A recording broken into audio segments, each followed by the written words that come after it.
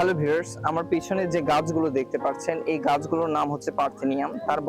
এটা বলার আগে বলে রাখি, আমাদের চারিপাশে সৌন্দর্যের জন্য গাছপালা অত্যন্ত জরুরি, কিন্তু সব গাছ যে আমাদের উপকারে আসে বিষয়টা কিন্তু তেমন না। কিছু গাছ ক্ষতিকর আছে। সেরকম একটি গাছ হচ্ছে এই পার্থেনিয়াম। এই পার্থেনিয়ামের প্রথম উৎপত্তি স্থল হচ্ছে মেক্সিকো, তারপর অস্ট্রেলিয়া, আমেরিকা, আহ, আফ্রিকা, পাকিস্তান, ভারত, অবশেষে আমাদের বাংলাদেশেও অনেক প্রচুর পরিমাণে দেখা যায়।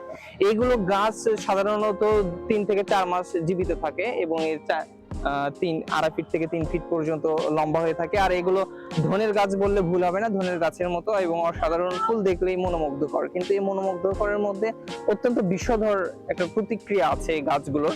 এই গাছগুলো সাধারণত আমরা দেখতে পাই বাজারে, বাড়ির উঠানে বা রাস্তার ধারে এগুলো বেশি দেখা যায়।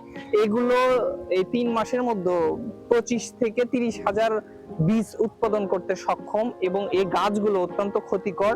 এগুলো যদি কোনো ছাগল, গরু যদি এগুলো খাচ্ছে, এগুলো খাওয়ার পরে ওর ভিতরে আপনার ক্যান্সারের উপক্রম দেখা যায় আর কি। ওই গরু যদি জবাই করে খায়, ওই গরু জবাই করলে ওর বিষক্রিয়া কিন্তু শেষ হয় না। আবার যদি কারো কাটা ঘা আছে বা ঘা শুকাচ্ছে না, সে জায়গায় যদি গাছটা লাগে, সে জায়গায় কিন্তু ওই কাঁটাটা শুকাতে চায় না। অনেক বিষধর গাছ। জানি না এর প্রতিক্রিয়া কেমন, যতটুকু আমি জানতে পারছি আপনাদেরকে জানানোর চেষ্টা করতেছি। আর এটার প্রতিকার আছে কিনা এই নিয়ে অনেকে কাজ করতেছে।